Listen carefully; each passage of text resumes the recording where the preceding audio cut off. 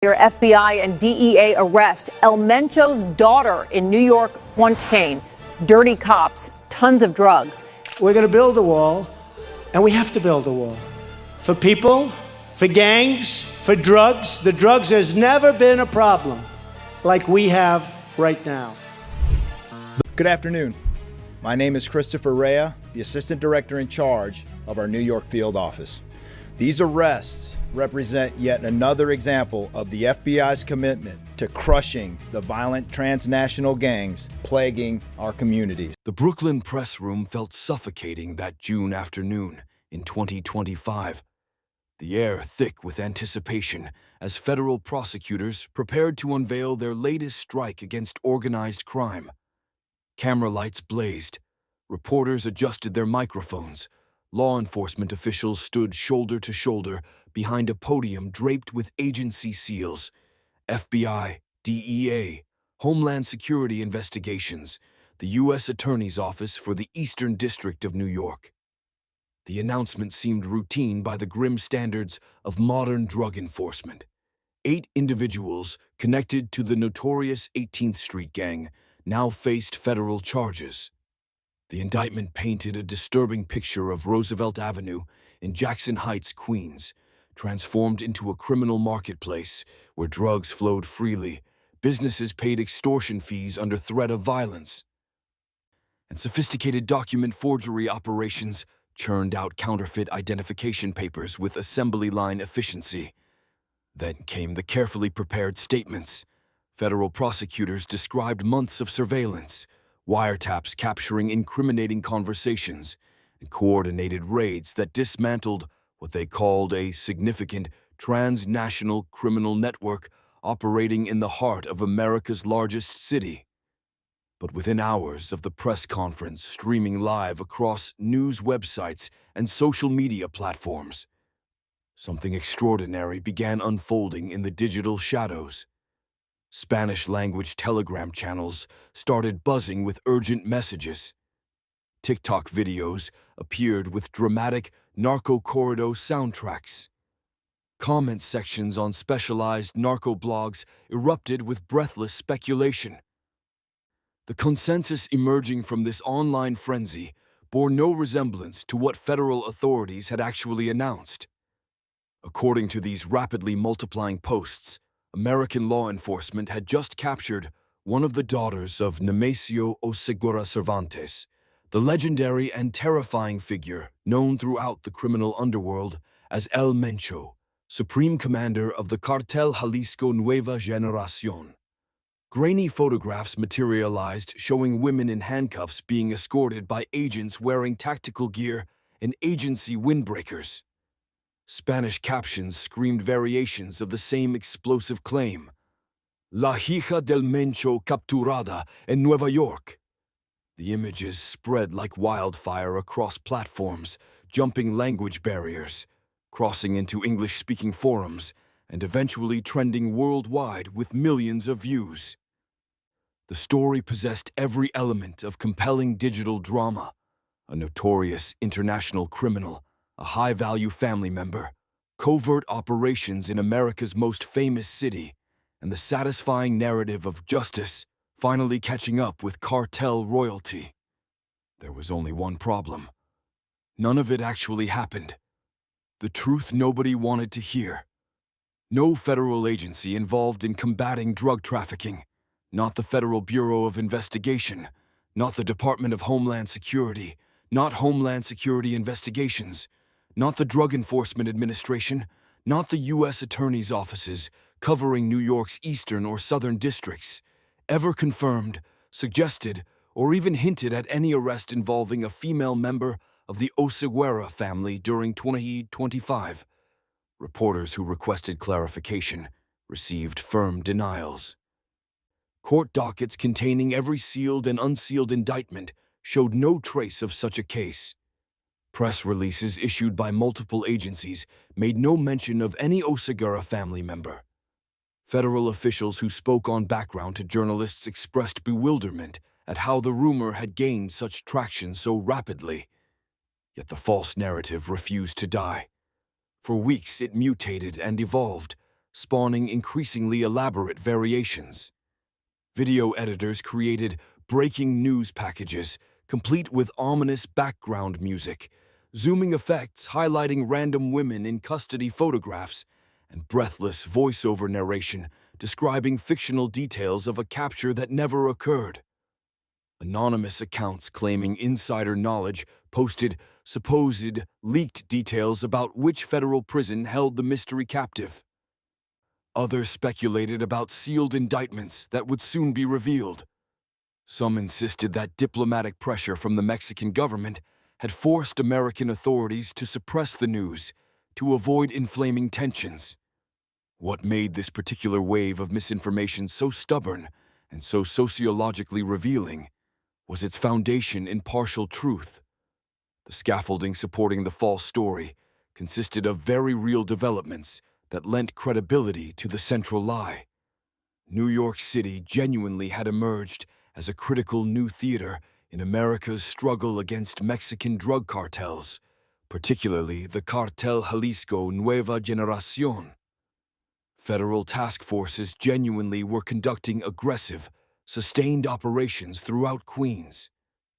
Intelligence analysts genuinely were tracing sophisticated supply chains for fentanyl and methamphetamine that originated in the Mexican states of Jalisco and Michoacan before terminating in the nightclubs, corner stores, and residential buildings of neighborhoods like Jackson Heights and Corona.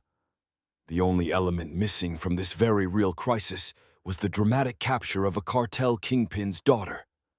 This investigation examines what actually transpired in New York during 2025, explores why the fabricated arrest felt so plausible to so many people, and reveals how a phantom operation that never took place nonetheless illuminated the terrifying evolution of CJNG's expanding empire deep inside American territory.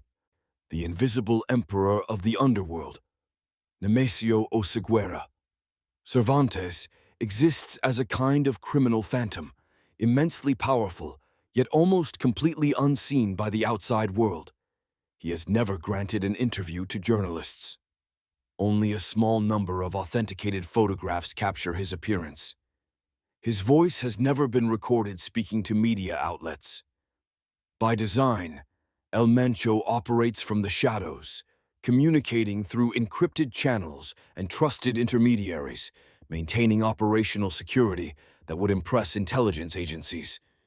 Despite this deliberate invisibility, by 2012, the United States government considered him the single most dangerous and powerful drug trafficking leader on the planet, surpassing even Joaquin El Chapo Guzman during that cartel legend's prime years, and proving more ruthlessly innovative than any predecessor in the bloody history of Mexican organized crime. His biography reads like a disturbing case study in criminal evolution. Born in rural Michoacan to an impoverished farming family, Oseguera spent part of his youth in California before returning to Mexico. He initially joined the very institutions meant to uphold law and order, serving as a municipal police officer. But the corrupting influence of cartel money combined with whatever personal calculations drove his choices led him to flip sides entirely during the 1990s. He rose through the ranks of the Milenio cartel, learning the business from experienced traffickers while building his own network of loyal operatives. When he founded the Cartel Jalisco Nueva Generación around 2010, he applied lessons from decades of observing both cartel successes and catastrophic failures. Under his strategic direction, CJNG pioneered industrial-scale manufacturing of methamphetamine and fentanyl using precursor chemicals imported from Chinese suppliers through Mexico's Pacific Coast ports. The organization developed chemists capable of producing synthetic drugs with consistent purity at volumes that staggered law enforcement officials. According to DEA estimates, CJNG became responsible for approximately 1/3 of all fentanyl entering American territory, an unimaginable ocean of synthetic poison that contributed to more than 70,000 overdose deaths across the United States during 2024 alone. The organizational structure El Mencho built differs fundamentally from older Mexican cartels. Where the Sinaloa cartel cultivated a more flamboyant public image, corridos celebrating famous capos, ostentatious displays of wealth, leaders who occasionally courted media attention, CJNG operates more like a paramilitary corporation with strict hierarchies and specialized divisions. Its armed enforcement wing, sometimes referred to as Grupo Elite, employs military-grade weaponry and tactics that blur the line between criminal gang and insurgent army. They have deployed weaponized commercial drones modified to drop explosives. They possess 50-caliber rifles capable of penetrating armored vehicles. They have even constructed improvised armored fighting vehicles welded together in clandestine workshops. The violence CJNG unleashes serves specific strategic purposes, eliminating rival organizations, intimidating government officials, and terrorizing civilian populations into silence. They have beheaded enemies and displayed the remains publicly. They have dissolved bodies in barrels of acid to erase evidence. They have hung corpses from highway overpasses with messages warning others not to interfere. Theatrical brutality designed to create psychological submission. In 2019, the cartel ambushed a convoy of Jalisco State Police officers, killing 14 in a coordinated assault that resembled military operations more than typical criminal violence. The following year, they attempted to assassinate Mexico City's police chief using a rocket-propelled grenade in a brazen daytime attack in the capital. And, unlike El Chapo, who spent years imprisoned in Mexico before his extradition to the United States, El Mencho has never spent a single day in American custody. A $15 million bounty, among the highest rewards ever offered for a fugitive, hangs over his head. Yet he is widely believed to remain hidden somewhere in the remote, mountainous terrain spanning southern Jalisco and northern Michoacan, surrounded by concentric rings of armed guards and protected by local populations too frightened to cooperate with authorities. Blood ties that bind the empire. Traditional organized crime families, whether Sicilian Cosa Nostra or Calabrian 'Ndrangheta, often deliberately kept blood relatives at arm's length from daily criminal operations. This strategy provided insulation, making it harder for authorities to prosecute leadership and ensuring that if lower-level members faced arrest, they could not directly implicate family patriarchs. CJNG adopted the opposite approach. El Mencho constructed his empire around family members, placing them in positions of authority and trusting genetic loyalty over mere business arrangements. His son, Ruben Oseguera Gonzalez, earned the nickname El Menchito and rose to become the organization's de facto second-in-command, overseeing significant portions of operations while his father maintained overall strategic control. Mexican authorities captured him in 2015 after a dramatic confrontation. Following years of legal proceedings, he was extradited to the United States in 2020. In March 2025, an American federal judge sentenced him to life imprisonment in a maximum security facility, representing the most devastating blow ever delivered to CJNG's leadership structure. El Mencho's eldest daughter, Jessica Johanna Oseguera Gonzalez, known in media coverage as La Negra, holds United States citizenship by virtue of being born in San Francisco. In February 2020, federal agents arrested her in Washington, D.C., after she attended a court hearing for her imprisoned brother, a calculated risk that proved costly. Prosecutors presented evidence portraying her as the sophisticated public face of CJNG's massive money laundering apparatus. She had allegedly used a boutique tequila brand called El Bujo, a high-end sushi restaurant in Guadalajara, catering to wealthy clientele, and an intricate network of shell companies to wash tens of millions of dollars in narcotics profits through seemingly legitimate business channels. She ultimately pleaded guilty to federal charges in Tijuana, served approximately 25 months in custody, and secured early release in 22 under pandemic-related compassionate release provisions that allowed certain non-violent federal prisoners to complete sentences under supervised release. Since regaining freedom, she has effectively vanished from public view, maintaining no visible social media presence and avoiding any contact with journalists. The youngest daughter, Leisha Michelle Oseguera Gonzalez, has never faced charges in American courts. However, within Mexico, she remains an intensely controversial figure. In 2021, Mexican authorities accused her of orchestrating the kidnapping of 2 Mexican Marines in Zapopan, Jalisco, an act of retaliation after CJNG mistakenly believed the military personnel were undercover intelligence operatives conducting surveillance. A Mexican federal judge granted her an amparo, a constitutional protection similar to an injunction, that shields her from arrest unless prosecutors can present overwhelming new evidence. Her common-law husband, Christian Fernando Gutierrez Ochoa, was apprehended in Riverside, California during 2024 after an elaborate scheme to fake his own death in a staged boating accident eventually unraveled. He subsequently pleaded guilty to federal money laundering charges. As of November 2025, neither Jessica Johanna, following her release, nor Leisha Michelle faced any active arrest warrants, federal indictments, or immigration detainers in the United States. Queens becomes the new battleground for decades. Mexican drug trafficking organizations treated New York City as secondary territory, important but not crucial to their core operations.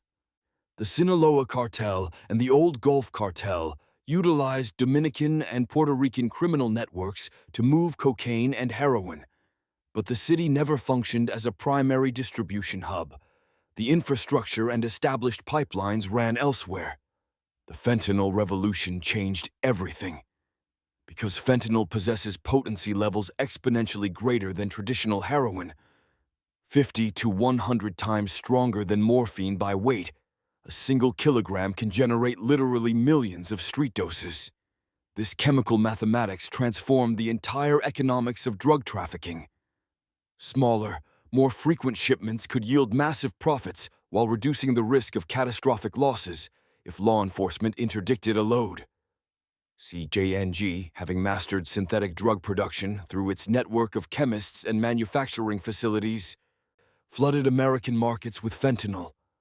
By 2024, the DEA was seizing pure CJNG-branded fentanyl in every borough of New York City.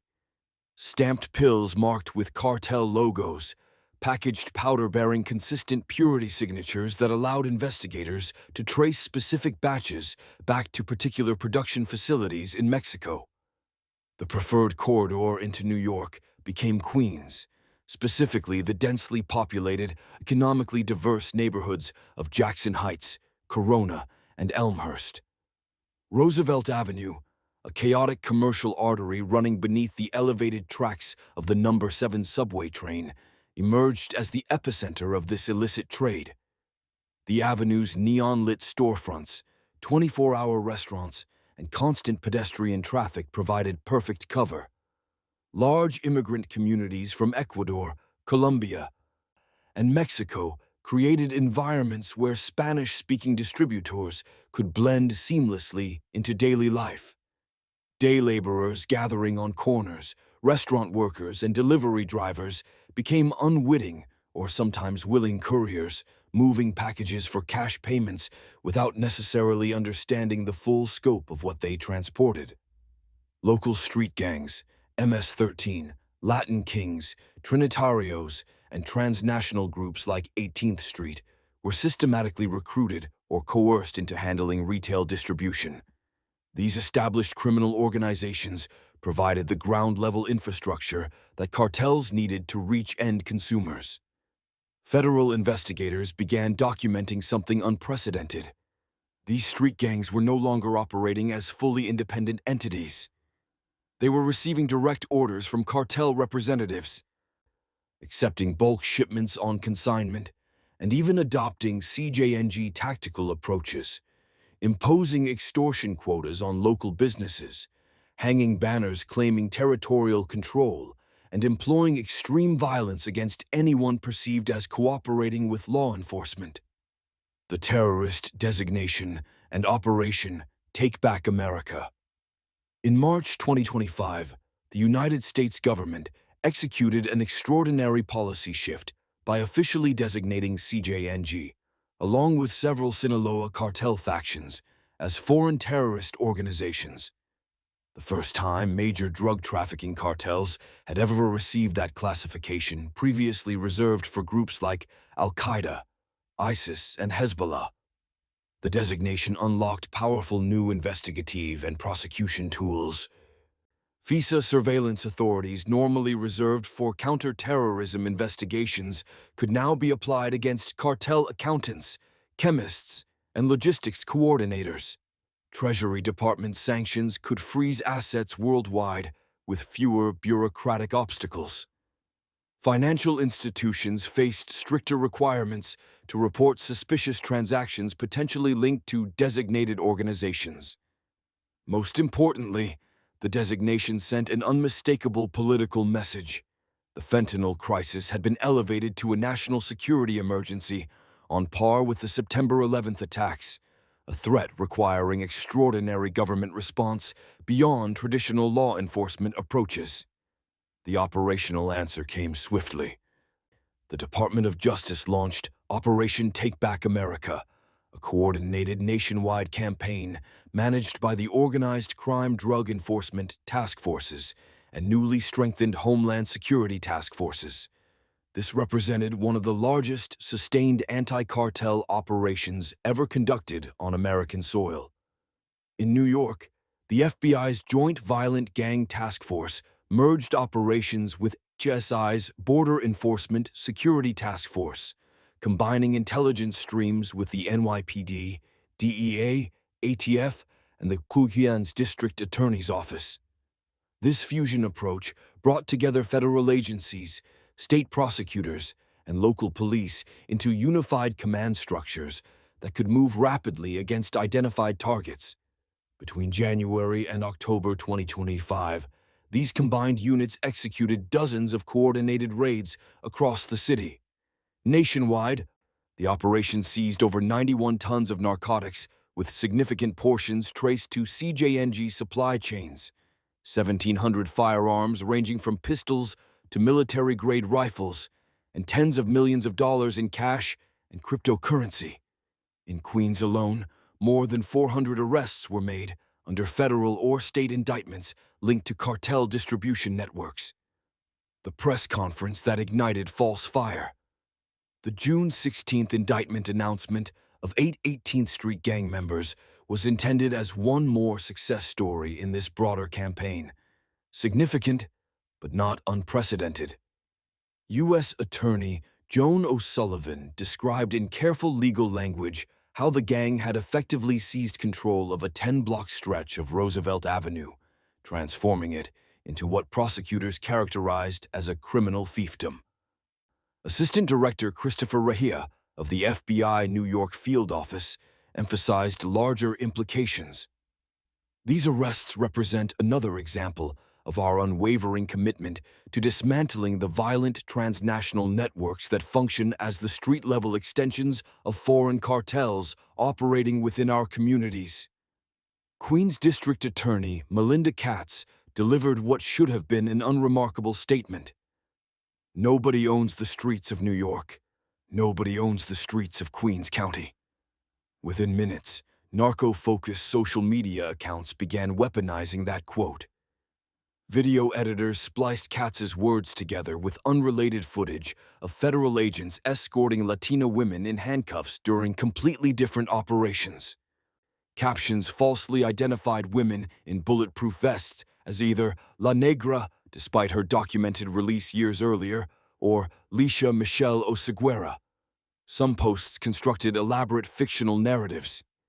DHS had allegedly used FISA warrants to track a private jet traveling from Guadalajara to Teterboro Airport in New Jersey, then conducted covert surveillance following the target to a supposed safe house in Flushing. None of these claims possessed any basis in reality. The women visible in photographs were low-level 18th Street associates, arrested for producing counterfeit green cards and Social Security cards. Serious crimes, but utterly unrelated to CJNG leadership. The private jet story appears to have originated from someone misreading or deliberately misrepresenting a shipping manifest involving a completely unrelated Mexican businesswoman. Fact-checking organizations, including Lead Stories, PolitiFact, and Mexican outlets like Animalux, quickly published detailed debunking reports. But the narrative had already achieved escape velocity, spreading through algorithmic recommendation systems faster than corrections could possibly travel. Why lies felt like truth. Several converging factors created perfect conditions for the false story to take root and flourish. Timing proved crucial. The 18th Street indictment came less than 90 days after El Menchito received his life sentence in an American supermax prison, and only weeks after Christian Gutierrez Ochoa's guilty plea in California. The Oseguera family name was already circulating widely in news coverage and social media discussions, creating a cognitive environment where another family member's arrest seemed like a logical next chapter. Visual confusion provided raw material. Federal raids in Queens frequently involved large numbers of agents in tactical gear surrounding apartment buildings, leading suspects out in handcuffs and securing evidence. When these dramatic images were stripped of original context and recirculated, any Latina woman in custody could be digitally transformed into a narco-heiress through strategic cropping and misleading captions. Cultural memory supplied narrative templates. The 2020 arrest of Jessica Johanna Oseguera Gonzalez remained fresh in public consciousness. Her glamorous Instagram past before arrest, private jets, designer handbags, luxury sports cars, exclusive nightclubs, perfectly fit the archetype of the narco princess that had been romanticized in countless corridos and narco dramas. Audiences simply assumed history was repeating itself in a satisfying pattern. Cartel propaganda actively amplified confusion. CJNG-affiliated social media accounts deliberately spread the rumor, posting fabricated proof that American authorities had supposedly failed to hold La Princesa. Whether the strategic goal was to mock law enforcement competence, create confusion that might benefit actual operations, or force Lisha deeper underground remains unclear, but the cartel clearly benefited from the informational chaos. The terrorist designation changed plausibility calculations. Once CJNG officially received designation as a terrorist organization, the idea that federal agencies might mount a covert operation to capture a high-value family member no longer seemed far-fetched to many observers. The government now possessed legal tools and authorities that made such operations genuinely feasible. The real war, while the internet obsessed over fiction. While millions of people debated a phantom arrest, the actual campaign against cartel networks in New York continued relentlessly. In February 2025, the Southern District of New York unsealed charges against 28 members of the Chapitos faction of the Sinaloa cartel for operating an extensive fentanyl distribution network using the same Queens corridors favored by CGNG. Prosecutors revealed something that shocked even experienced drug investigators. Both rival cartels were quietly sharing warehouse space in the industrial Maspeth neighborhood and even coordinating certain shipments to avoid detection, a pragmatic business arrangement between enemies who recognized mutual benefit in maintaining low profiles. In August 2025, HSI and NYPD officers raided a clandestine fentanyl processing laboratory hidden inside a commercial kitchen supply warehouse in Long Island City. They seized over 40 kilograms of finished product, enough for millions of potentially lethal doses, along with industrial pill presses stamped with equipment to create counterfeit M30 oxycodone pills virtually indistinguishable from legitimate pharmaceuticals. By autumn, federal financial investigators were successfully tracing cryptocurrency wallets used by Queens-based distributors back to exchanges operating in Guadalajara. Treasury's Office of Foreign Assets Control froze more than $50 million linked to CJNG front companies that had purchased luxury condominiums in Manhattan and Brooklyn as vehicles for laundering drug proceeds into seemingly legitimate real estate investments. What the Phantom revealed. The rumor of Mencho's daughter being arrested in New York ultimately mattered less for what it falsely claimed and more for what it accidentally revealed about the current state of the cartel war. The conflict has already moved decisively inside America's largest city, and the front lines run directly beneath the elevated tracks of the number 7 train on Roosevelt Avenue. CJNG no longer needs to risk moving its leadership across the border. The organization has successfully outsourced the most dangerous work: street-level sales, debt collection, and territorial enforcement to American citizens and legal residents who face far lighter legal consequences if caught compared to foreign nationals subject to deportation. The cartel's high command can remain relatively safe in the mountains of Jalisco while still collecting taxes on every deadly pill sold in Corona or Jackson Heights, directing operations through encrypted communications and trusted lieutenants who handle ground-level management. The American response, designating cartels as terrorist organizations, fusing counterterrorism tools with drug enforcement, and treating Queens neighborhoods the way the military once treated Fallujah, represents a paradigm shift with deeply uncertain long-term consequences. It has dramatically increased pressure on cartel operations and enabled more aggressive prosecution. But it has also fundamentally militarized what many experts argue should be approached as a public health crisis, and it has strained diplomatic relations with Mexico, whose government views the terrorist designation as an implicit criticism of its sovereignty and ability to control its own territory.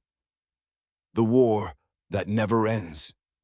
In the end, the ghost arrest that dominated social media for weeks turned out to be the perfect metaphor for the current phase of America's fentanyl war, a conflict fought as much through perception and narrative as in courtrooms and back alleys. The daughter of Mencho was never marched in handcuffs through Kennedy Airport. No dramatic perp walk occurred. No sealed indictment exists waiting to be revealed.